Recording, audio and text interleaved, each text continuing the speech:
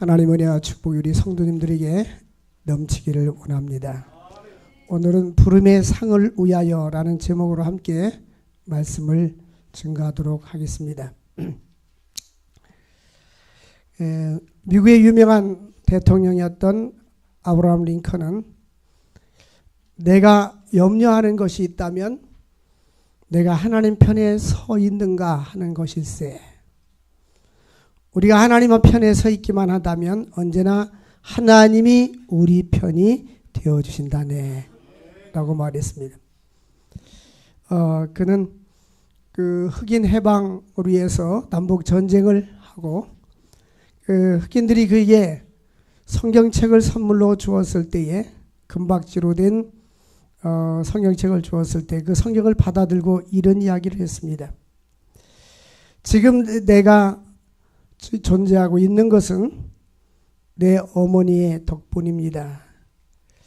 우리 어머니는 나에게 위대한 성경책을 선물로 주셨는데 나는 하나님께서 주신 가장 좋은 선물이 성경이라고 말하지 않을 수 없습니다. 예수께서 구세주로 이 땅에 오신 모든 것이 우리들에게 전달되었기 때문입니다. 라고 말했습니다. 링컨은 자기의 최고의 가치와 최고의 자산이 성경인데 성경 안에는 예수께서 우리를 구원해 주신다는 구원자라는 말씀이 들어있기 때문인 것입니다. 우리가 어떤 일을 하든지 의무적으로 하는 사람들은 삶의 재미가 없어요. 직장도 그래서 직장을 선택할 때는 자기의 적성에 맞는 직장을 선택해야 재미가 있습니다. 제가 인도에 갔을 때에 인도에 한 2만 명이 있는 종합대학인데 아주 환경이 좋은 학교인데 한국에서 한국 사람이고 교수도 있고 직원도 있었습니다. 이런 지급되는 급여는 인플레나 국가 수준 때문에 우리보다 훨씬 못하지만 왜 당신은 그렇게 공부를 많이 하고 아주 훌륭한데 보니까 이력서를 보니까 굉장히 화려해요. 여기에서 교수를 하냐고 물었더니 한국은 너무너무 경쟁사회라서 머리가 아프고 항상 무언가를 해야 되고 쫓기고 이런 삶을 사는데 그것은 안정되고 편안해서 나는 편안한 삶을 선택했습니다. 라고 하는 걸 들어봤어요. 우리는 어떠한 일이든지 본인이 내가 편안하고 내가 하고 싶고 이 사명에서 사는 사람들은 그 사명 따라갑니다. 그런데 의무적으로 하는 사람들은 어떤 대가를 바라서 마지 못해서 해야 하기 때문에 하는 거예요. 그래서 우리 그리스도인들은 사명 따라 살아야 돼요. 직장도 사명감을 가지고 하는 사람하고 의무감을 가지고 직장 생활하는 사람하고 다릅니다. 사도 바울은 빌립보 교인들에게 기뻐하라고 말씀하면서 바울 자신은 로마 감옥에 있으면서 하나님이 복음을 위해서 살다가 내가 로마에 갇혀 있는 것도 나의 사명이라고 생각했습니다. 그러면서 바울 사도는 우리가 자랑해야 할 것이 무엇인가에 대해서 말씀하고 있습니다. 때로는 사람들은 자기의 부를 자랑하고 자기의 지식을 자랑하고 자기의 명예를 자랑합니다. 근데 바울 사도는 내 주 예수 그리스도를 아는 지식이 나에게 가장 고상하다. 나는 예수 그리스도 외에 결코 다른 것을 자랑할 것이 없다라고 말씀하고 있습니다. 왜 이런 이야기를 했냐면 유대 율법주의자들은 난제 8일 만에 할례를 받은 것에 대해서 굉장히 자랑하고 자부심을 가졌어요. 혈통을 자랑하고 가문을 자랑하고 자기 아는 지식을 자랑하고 율법을 자랑했습니다. 그래서 바울은 3절에 보니까 정말 이들은 할례파라고 할 때 진정한 할례파는 뭐냐? 하나님의 성령으로 봉사하고 예수를 자랑하고 육체를 신뢰하지 않는 자라는 것입니다. 이 성령으로 봉사란 말은 우리가 인간적으로 봉사할 때 보면 우리 이 그리스도인들은 세 가지 부류의 사람이 있다고 이미 말씀을 드렸습니다. 하나는 성령의 사람. 이 성령의 사람은 하나님의 성령에 사로잡힌 사람입니다. 그 다음에 육신에 속한 사람. 이 말은 예수를 믿긴 믿는데 아직도 육신에 사로잡혀 있는 하나님을 믿으면서 세상 생활과 걸쳐서 반쪽 생활하는 사람들입니다. 근데 육신의 사람은 전혀 예수를 모르는 사람들입니다. 이 육신의 사람들은 하나님의 일에 대해서 관심이 없어요. 그리고 육신에 속한 사람, 예수를 믿지만 아직도 거듭나지 않았거나 아니면 예수를 믿는다고 하지만 세속적이거나 세상 것에 관심이 많은 사람들은 하나님을 사랑하는 마음이 그 속에 진정으로 없어요. 그러나 성령의 사람은 하나님께서 힘을 주시는 대로 주일하고 환경을 초월해서 주일하고 이유와 조건이 없이 하나님이 기뻐하는 일을 위해서 살려고 노력하는 사람입니다. 그러므로 진정한 할례파는 성령으로 봉사해야 됩니다. 우리가 여행을 많이 해본 사람들은 이 비행기를 타면 지구가 돌지 않습니까? 그래서 동쪽 방향으로 가게 되면 지구의 방향이 역방향이기 때문에 지구 도는 방향하고 역방향이라서 비행기가 갈 때 시간이 더 걸리고 다시 서쪽으로 올 때는 비행기가 빨리 갑니다. 그래서 비행기가 갈 때와 올 때가 방향이 달라요. 그 시간이 각각 다르단 말이에요. 그래서 우리가 그 지구에 자전하는 방향으로 갈 때는 빨리 가고 반대 방향으로 할 때 늦게 오고 이랬는데요. 우리가 성령으로 일을 할 때에 뒤에서 바람이 불 때 걷기가 쉬워요. 근데 앞에서 바람이 불면 걷기가 힘든 것처럼 그리스도인들은 하나님의 성령에 힘입어 살 때는 주의라는 것도 쉽고 인생을 사는데 하나님이 함께함으로 너무너무 쉽습니다. 우리가 인생을 살아가는 데 있어서 하나님과 동행하는 것은 중요한 것인 줄 믿으시기를 바랍니다. 그러므로 성령님을 의존해야 됩니다. 우리는 자꾸 인본적인 신앙을 가지고 내 생각과 내 계획과 나의 삶을 가지고 삽니다. 그리고 어떤 일을 할 때 사람이 인정해 주지 않으면 서운할 때도 있고 내가 이만큼 일했는데 왜 나를 인정해 주지 않을까? 또 나의 생각과 나의 명예를 내세우려고 하는 경우들이 많이 있습니다. 그러나 진정한 할례파들은 하나님의 성령으로 봉사해야 될 줄로 믿습니다. 하나님의 성령으로 봉사하는 자들은 지치지 않습니다. 육체는 지쳐도 심령은 지치지 않고 하나님의 일하는 게 꿈꾸게 되고 그의 삶이 기쁘게 된 것입니다. 뿐만 아니라 예수로 자랑하고 우리는 예수가 구원자 되심을 자랑해야 합니다. 바울사도는 나의 나 된 것은 하나님의 은혜로 된 것이라고 예수님을 자랑하고 하나님을 자랑했습니다. 바울사도는 갈라디아에서 6장 14절에 보니까 나에게는 그리스도 예수에는 결코 십자가 외에는 자랑할 것이 없다. 여러분 우리의 최고의 자랑은 십자가입니다. 예수의 십자가는 나로 해서 십자가에서 죽으시고 부활하셨어요. 이 십자가 때문에 우리가 영생을 얻게 되는 것입니다. 영원한 천국에 들어가게 되는 것입니다. 우리가 깨닫고 발견해야 될 것이 바로 예수님의 십자가인 거예요. 만약 우리가 모든 것을 다 안다 할지라도 예수 그리스도를 깨닫지 못하고 예수님을 알지 못하는 사람은 진정으로 알 것을 알지 못하는 자인 것입니다. 우리는 무엇을 자랑하면서 삽니까? 예레미야 선지자는 이런 이야기를 했어요. 지혜로운 자는 지혜를 자랑하지 말고 용사는 그 용맹을 자랑하지 말고 부자는 그 부함을 자랑하지 말아라. 대부분 지혜로운 사람들은 지식 자랑합니다. 또 용사는 힘을 자랑합니다. 부자는 그의 부함을 자랑합니다. 그러니까 이 모든 것은 우리가 나이 먹고 늙어지면 죽음 앞에는 이 모든 것이 다 헛된 거예요. 이 세상 모든 것은 잠시 지나가고 마는 것입니다. 이사야서 40장에 보니까 우리 인생을 뭐라고 표현하고 있어요? 들이 풀과 같다. 들이 풀 꽃과 같이 지나간다라고 말씀합니다. 그리고 야고보서에서는 너희 인생이 무엇이냐? 잠깐 보이다 없어지는 안개니라. 잠언 27장 1절 보면 너는 내일 일을 자랑하지 마라. 하루 동안에 무슨 일이 일어날는지 알 수 없음이니라. 전에 그 연세대학교 가정학과 교수님이 감리교 권사님이었어요. 근데 그분이 저한테 그런 얘기를 해요. 자기 남편도 연세대학교 교수였는데 안식년으로 저 미국에 갔어요. 갔는데 감기 기침이 심해가지고 감기약을 한 달치를 쳐가지고 들어갔대요. 근데 한 3개월이 돼도 영 낫질 않는 거예요. 근데 보니까 결국은 감기가 아니라 몸이 저항력이 약하고 면역력이 떨어지고 그래서 암으로 결국은 세상을 떠났어요. 두 분이 신앙생활을 참 잘했는데 그분 이야기는 우리는 그렇게 부부가 서로 사랑하고 너무너무 사이가 좋았고 그러는데 생각지 않게 남편을 세상을 떠나게 하고 잃어버리니까 내가 너무 외로운 존재가 됐다고. 우리 인생은 하나님이 부르면 가야 되는 거예요. 우리 인생은 영원한 것은 아무것도 없는 거예요. 부도 자랑할 것이 못되고 힘도 자랑할 것이 못되고 지혜와 지식도 자랑할 것이 못 되는 겁니다. 그러므로 예레미야 선지자는 이 세상 것들을 자랑하지 말고 우리는 예수 그리스도를 자랑하고 우리의 구원자 되신 예수님을 자랑하고 영원하신 하나님을 자랑할 수 있기를 바랍니다. 우리가 예수를 믿는다는 이 자체가 자랑거리요, 영원한 하나님 나라 들어갈 수 있다는 것이 특권인 것입니다. 이 세상 모든 것은 다 지나치고 버리고 이 세상 모든 것은 다 유한한 것입니다. 보이는 것은 잠깐이요 보이지 않는 것은 영원한 것이니라. 이스라엘 성지순례 가보셨죠? 보통 지혜로운 왕 하면 솔로몬을 이야기합니다.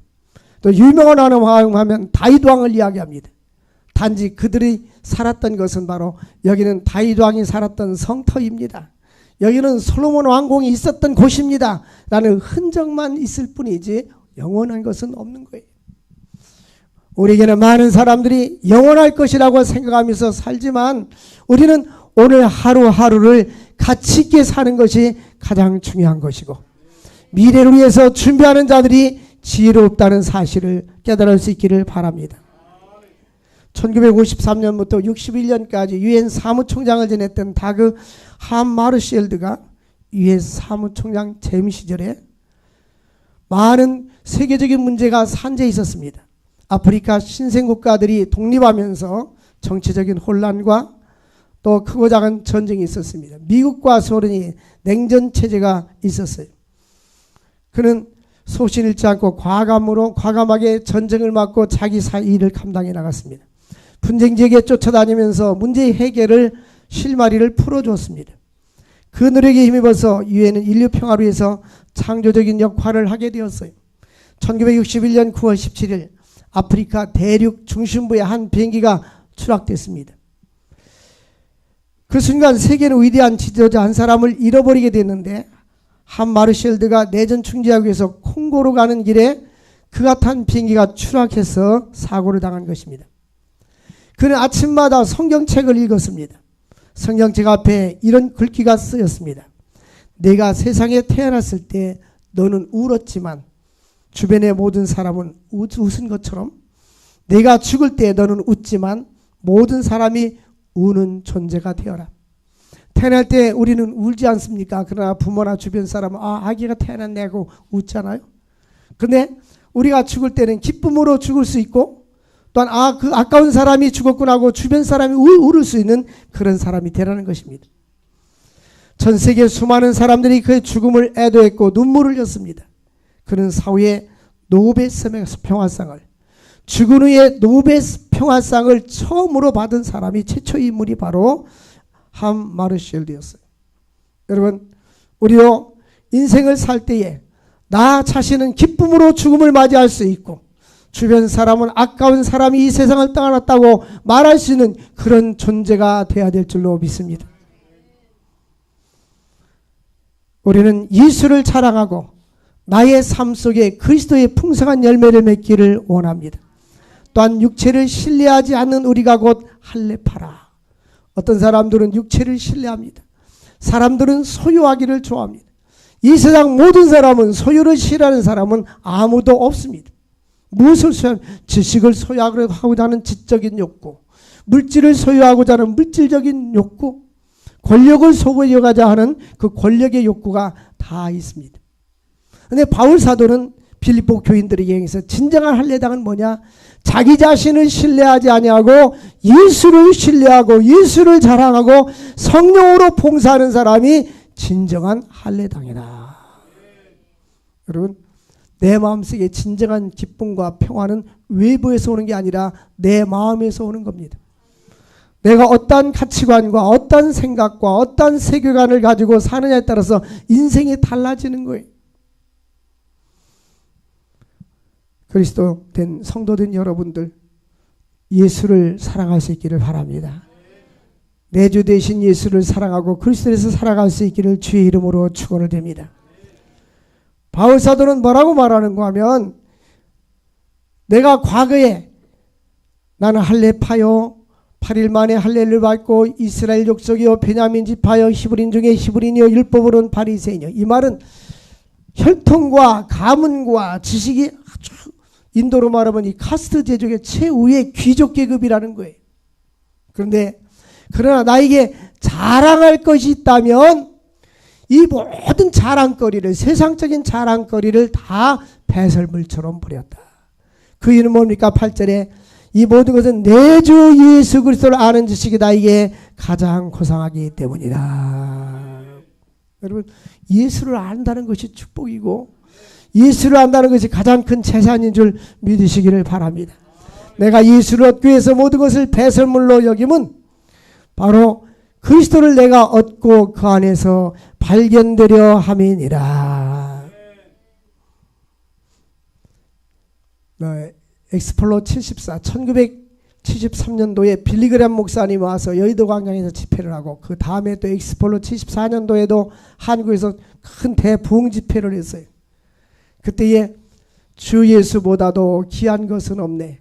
그 찬송을 그 작곡 작시한 사람이 그 여자가 와서 미군 분이 와서 영어로 찬양을 하는데 그때는 우리 찬송가에 그 찬송가가 들어와 있지 않았어요. 복음성가만 들어있었어요. 그게 은혜가 될 수가 없었어요.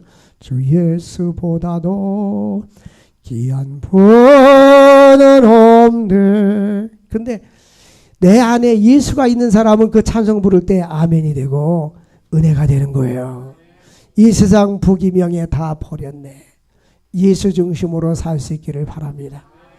제가 인도에 가면 가끔 가면 그 통역해 주는 사람이 있어요. 영어로 말하면 그 나라 말로 말하는데 배가 이렇게 나와가지고 내가 배를 만지면서 배 좀 맨날 줄려라 8개월이다 그러는데 근데 자기 집으로 우리를 초청했어요. 초청했는데 갔더니 성구 액자가 온 집안에 가득 차 있는 거예요. 계속 여러 가지를 걸어놨어요. 그러면서 찬송부를 그렇게 좋아할 수가 없어요. 마치 삭개오가 예수님을 영접하고 그렇게 좋아하는 것처럼 좋아하는 거 봤어요. 아, 저 안에는 예수가 있구나. 그분이 공직자였는데 사표를 내고 자기 그 자녀들이 용돈 주는 거 가지고 다니고 오토바이 타고 다니면서 계속 전도만 하는 거예요. 그러니까 행복하고 즐거운 거예요. 돈 버는 즐거움보다 이 복음을 증거하고 줄이 사는 것이 행복한 거예요. 여러분, 예수로 해서 살 수 있기를 바랍니다. 억지로 그냥 끌려서 아니면 형식적으로 교회 나오지 말고 하나님을 정말 만날 수 있기를 바랍니다. 인격적인 주님을 만날 수 있기를 바랍니다. 주님을 만나면 만날수록 예수가 너무 가치 있고 예수님이 귀하다는 것을 깨닫게 되는 거예요. 나의 모든 것을 다 투자해도 예수를 얻는 것이 너무너무 가치 있는 겁니다. 그래서 바울 사도는 내가 나의 모든 것을 다 버린 것을 예수를 얻고자 함이니라. 나의 삶의 중심에 예수가 있기를 바랍니다. 또한 생명이 이르는 부활의 신앙을 가져야 합니다. 10절 보면 내가 그리스도와 그 부활의 권능과 그 고난의 참여함을 알고자 하여 그의 죽으심을 본받아. 여러분, 이 세상의 어떤 종교도 부활의 종교가 아니에요. 이 기독교만이 부활을 말하고 있고 예수님만이 사망 권세를 이기시고 부활하셨습니다. 나는 부활이요 생명이니 나를 믿는 자는 죽어도 살겠고 살아서 나를 믿는 자는 영원히 죽음을 보지 아니하리라. 여러분, 우리가 다시 부활한다는 이 소망이 얼마나 기뻐요? 네? 부활의 소망. 이 세상에 부활의 소망이 없는 사람들은 나이 먹으면 먹을수록 80살, 90살. 제가 이렇게 요양원에 가보면 연세가 몇인지 이렇게 봤어요. 침상에 이렇게 누워 있어가지고 대부분 걷지 못하는 분들 보면 84세, 86세, 90세. 제가 어떤 생각, 80세 중반기가 넘어가면 이건 내 힘으로 사는 게 아니라 다른 사람들이 먹을 것을 손에다 떠다 줘야 먹고 호흡만 하고 생명만 연장하는구나. 저는 마음속에 그런 기도, 하나님 침생에 오래 눕지 않고 하나님 나라 가게 해주세요. 건강히 오래 살다가, 할렐루야. 그것도 건강 오래 살다가.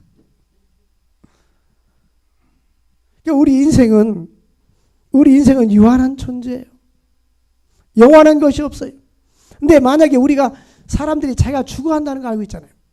무게 유명한 어떤 그 교수님이 암이 걸려서 사형 선고를 본인이 이제 카운트다운 12개월, 8개월 그걸 의사가 진단하는 날짜가 거의 비슷하게 맞습니다.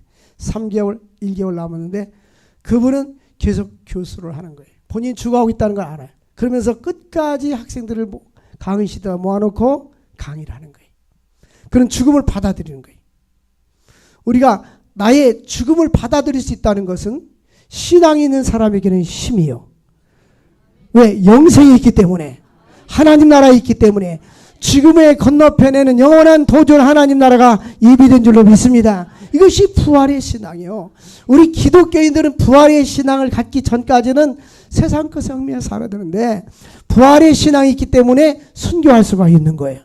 복음을 위해서 그 지구상 어디나 가서 복음을 위해서 살 수가 있는 거예요. 내가 그리스도의 그 부활과 권능, 그 고난의 참여함을 알고자 하여 그의 죽으심을 본받아. 예수님께서도 사흘 만에 다시 부활할 것을 제자들에게 예언하셨어요. 그러니까 표적을 보여달라고 하니까 구약의 요나의 표적 외에는 다른 표적을 보여줄 수 없다. 요나가 물고기 뱃속에서 3일 동안 있다가 토해가지고 나왔지 않습니까? 예수님은 사흘 만에 다시 부활하셨어요. 나는 부활이요 생명이라고 말씀했어요. 여러분, 씨앗을 땅에다 뿌리지 않습니까? 땅에서 싹이 나가지고 자라서 열매를, 왜? 그 안에 생명이 있기 때문에 그런 거예요. 생명이. 근데 씨를 갖다 볶아가지고 생명을 없애버리면 절대 싹이 날 수가 없는 거예요. 근데 예수 안에는 생명이 있는 것입니다. 그래서 요한일서 5장 11절 보니까 하나님 우리에게 영생을 주신 것과 생명의 그 아들 안에 있는 것이니라. 그런데 12절 보면 아들이 있는 자에게는 생명이 있고, 따라서 합시다. 아들이 있는 자에게, 예수님이 있는 자에게 뭐가 있어요? 생명이 있어요. 여러분, 이 바위 틈에 가보면, 바위 틈, 큰 산에 좋은 산들 보면 바위 틈에서 그 소나무가 자라는 것을 볼 수가 있어요. 여행 다니다 보면 그런 걸 많이 볼 수가 있을 거예요. 어떻게 저 바위에서 저 소나무가 뿌리를 받고 이렇게 자랄 수가 있을까? 거의 생명이 있기 때문입니다. 생명. 예수는 생명입니다. 예수님을 내 구주로 영접하면 내 안에 생명이 주어지는 거예요. 그래서 이 생명이 나에게 주어지면 우리에게는 부활의 능력이 있게 되고 영생을 누리게 될 줄로 믿습니다. 그러나 아들이, 하나님의 아들이 없는 자에게는 생명이 있어요? 없어요.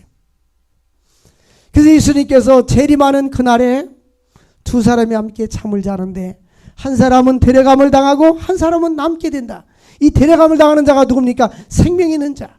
예수를 구주로 영접하는 자는 하나님 나라에 들어갈 수가 있는 거고, 예수가 없는 자는 그 잠자리에 남아 있다가 지옥 형벌을 받게 되는 거예요.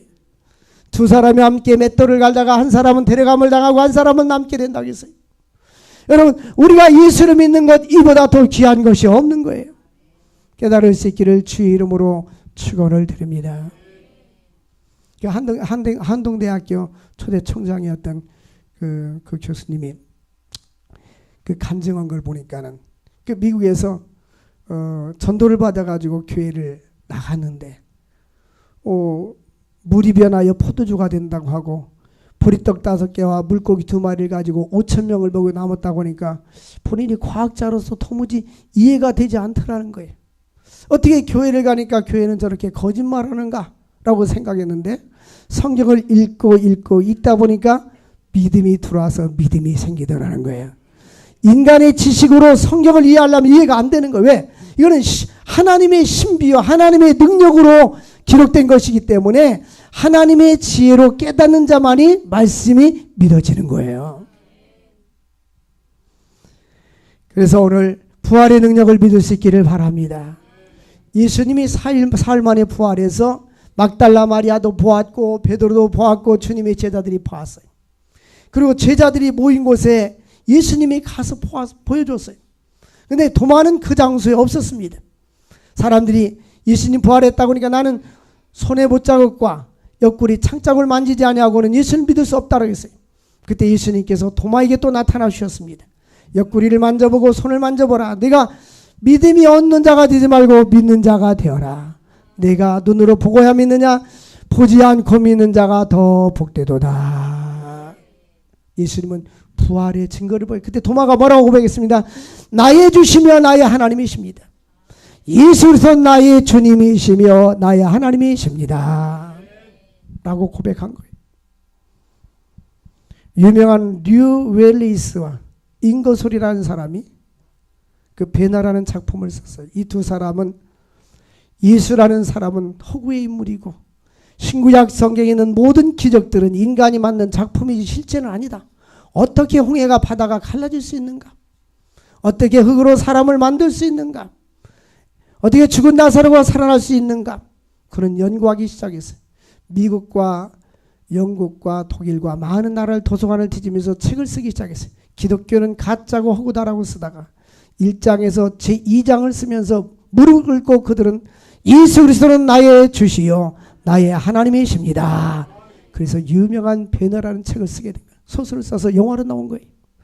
하나님을 반대하고 하나님이 거짓이고 성경이 거짓이라는 것을 그들은 작품으로 쓰려고 하다가 성경을 연구하고 난 후에 그가 예수를 믿고 구원자가 된 거예요.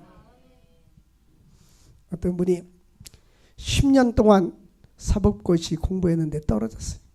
그래서 영국으로 유학을 갔습니다. 한인교회를 가니까 권사님이 성경책도 갖다 주고 자꾸 교회를 외로우니까 교회를 나가게 된 거예요. 성경책을 읽다 자기 아버지한테 편지를 썼어요. 아버지 예수 믿으세요. 내가 예수를 믿으니까 너무 좋습니다. 근데 아버지는 절에 다니는 사람이고 보살이고 또 사람들을 불교로 이렇게 포교하는 사람이었어요. 화가 난 거예요. 우리 아들이 예수 믿더니 미쳤구나. 예수가 어떤 사람인지 한번 보자. 그래서 성경책을 사가지고 읽었대요. 그 아들의 간증입니다. 근데 이 아버지가 성경을 읽다가 예수를 믿게 되었고 신학교 들어갔는데 60살 먹어가지고 개척을 시작했대요. 아들이 그때 아버지 그렇게 나이 먹어서 개척하면 되나요? 그랬더니 얘야 모세는 몇 살에 시작한지 아니? 80살에 시작했단다. 여러분 이 성경을 우리가 알면 알수록 성경은 예수가 그리스도라는 사실을 가르쳐 주는 거예요. 성경을 주일날만 가지고 왔다 갔다 하지 마시고 성경을 읽을 수 있기를 바랍니다. 이 성경은 지혜와 지식의 모든 보화가 감추어 있음을 믿으시기를 바랍니다. 우리 기독교는 십자가의 죽음이 패배가 아니요 승리의 십자가요 영광의 십자가요 부활의 십자가인 줄로 믿습니다. 또한 우리는 초대교회 성도들이 이 부활이 있기 때문에 순교하고 부활 때문에 그들은 사자와 싸워 죽기도 하고 목에 잘려 참수하기도 했습니다. 성지순례 가면 로마에 가보면 바울 사도 순교교회가 있습니다. 우리 교회 많은 공간인데 1층으로 되어 있는데 많은 사람들이 순례객들이 왔다 갑니다. 그런데 이 기둥 3개를 세워놨어요. 전봇대 요만큼 높이의 전봇대로 세워놨어요. 하나 둘 3개를 세워놨는데 사도 바울이 이 참수에서 목이 잘려 죽었을 때 그 목이 통통통 3번 뛰었다고 해서 그렇게 거기다가 전봇대를 박아놨다고 그래요. 어쨌든 많은 사람들이 왜 이렇게 죽임을 당했나요? 예수님 때문에. 예수님 때문에. 예수님 때문에. 제가 주일학교 다닐 때 나이 많이 드신 분이 그런 간증과 이야기하는 걸 들어봤어요. 6.25 때에 저 북한 공산군이 교회 앞에 와가지고 그 예수님의 사진을 현관 앞에 놓고 침 뱉고 발로 밟고 넘어가는 사람은 살려주고 그렇지 않은 사람은 죽인다. 근데 많은 사람들이 살려고 침 뱉고 발로 넘어갔어요. 그런데 믿음의 사람들은 순교를 당하면서도 내가 예수님 앞에 예수님을 내가 이 땅에서 죽는 한이 있어도 주님을 부인하지 않겠다. 여러분 일생 동안 주님을 부인하지 않을 수 있기를 주의 이름으로 축원을 드립니다. 믿음으로 살아갈 수 있기를 주의 이름으로 축원을 드립니다. 또한 우리는 상급을 바라보는 신앙을 가져야 합니다. 14절 보니까 내가 표대를 향하여 그리스도 예수 안에서 하나님이 부르신 상을 위하여 달려가노라. 이 신약성경이 기록될 당시는 1세기에는 육상 경기, 그 당시에는 이미 그리스 로마 시대 때에 그 올림픽 경기가 유명했습니다. 올림픽 경기가 있었고 육상 경기가 있었습니다. 그래서 이들은 성경이 달리기와 육상 상에 대해서 많이 이야기를 하고 있어요. 그런데 이 신앙생활도 하나의 경주를 표현하면서 골인지전까지 가서 상을 받을 때까지 내가 달려간다고 했어요. 여러분 하나님 우리의 생명을 부르는 그날까지 믿음의 경주를 잘할 수 있기를 주의 이름으로 축원을 드립니다. 우리 인생을 살 때요, 사명감 가지고 살아야 돼요. 하나님이 내 이 지구촌에 왜 이 21세기에 나를 태어나게 했는가? 우리는 지금 너무너무 좋은 시대에 살고 있어요. 우리 어렸을 때는 가난과 빈곤 속에서 살았지 않습니까? 그 이전 시대 때는 너무너무 가난했어요. 지금도 미얀마나 라오스, 캄보디아에 가면요, 병원이 우리나라 옛날에 양호실 같아요. 모기가 물려가지고 인도 한 주간 갔다가 그 다음에 미얀마를 갔는데 한 번 2주간을 간 적이 있어요. 그런데 모기 물렸는데 약을 발라도 안 나요. 그리고 같이 갔던 목사님이 침 논다고 침을 놔서 나왔더니 더 붓는 거예요. 그걸 병원에 갔더니 낫질 않아요. 그래가지고 고생을 많이 했어요. 근데 한국에 들어와서 한 3일 치료하니까 없어졌어요. 우리는 좋은 시대에 살으니까 아멘 해야죠. 정말 좋은 시대에 사는 거예요. 감사해야 돼요. 근데 우리는 사명감 가지고 사는, 하나님이 이 시대에 우리를 태어나게 하셨으니까 먼저는 하나님의 영광을 위해서 쓰임받고 또한 주변에 아름다운 영향을 미칠 수 있기를 바랍니다. 그러므로 우리들이 15절 보니까 누구든지 우리 온전히 이룬 자들이 이렇게 생각할지니 만일 어떤 일에 너희가 달리 생각하면 하나님이 이것도 너희에게 나타나시 우리가 어디까지 이르렀든지 그대로 행할지니라. 그래서 우리는 빨리 생각하지 말고 목표물을 향하여 열심히 달려갈 수 있기를 주의 이름으로 축원을 드립니다. 유엔에서 이야기하는 5가지 건강에 대해서 제가 자주 말씀을 드렸어요. 육체적인 건강, 정신적인 건강, 영적인 건강, 인간관계의 건강, 이런 건강을 얘기하는데 특별히 그 영혼의 건강에 대해서 얘기했는데 그들이 이야기하는 영혼의 건강은 우리 예수 믿는 사람들이 이야기하는 것과 달라요. 그들의 영적인 건강은 육체적인 것이 아닌 사회에 봉사하고 사람들에게 유익을 끼치고 아름다운 헌신하는 그런 것을 이야기하는 거예요. 한 나이 많은 목사가 은퇴를 결심했어요. 직장 생활하다가 어느 날 자신의 고용주에게 나는 이제 일을 그만두겠습니다. 가족과 남은 여생을 여유 있게 보내고 싶습니다 말했는데 고용주가 자꾸 그 목수의 생계를 걱정해서 말렸습니다. 그 목수는 여전히 일을 그만두고 싶었습니다. 그래서 고용주는 걱정을 하다가 달리할 생각이 없어서 그에게 말했습니다. 훌륭한 일꾼을 잃게 돼서 내가 참 유감이네 말하면서 마지막으로 한 가지 부탁했는데 들어줄 수 있겠나? 무엇입니까? 집 한 채만 마지막으로 한 번 더 지어주게. 내가 살 집이니까 나를 위해서 좀 잘 좀 열심히 좀 줘주게 하고 일을 시켰어요. 목수가 집을 졌는데 물론입니다. 제가 질 수 있습니다 하고 목수가 집을 졌습니다.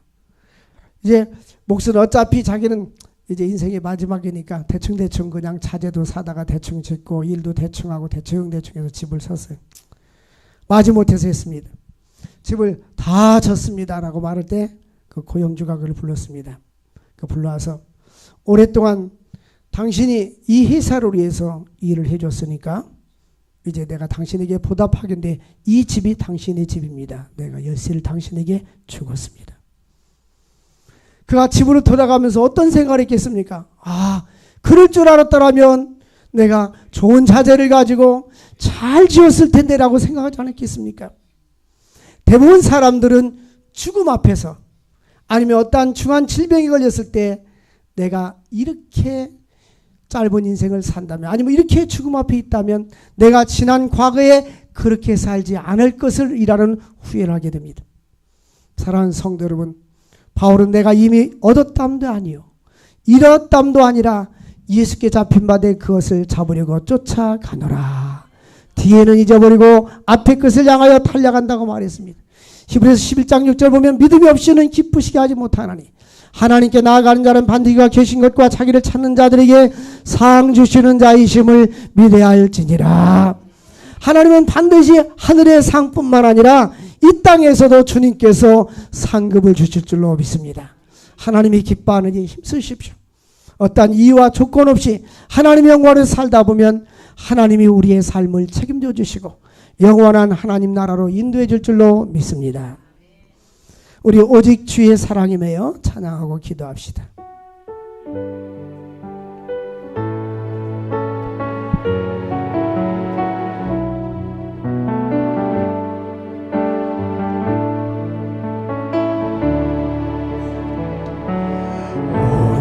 주의 사랑에 매여 내 영 기뻐 노래합니다.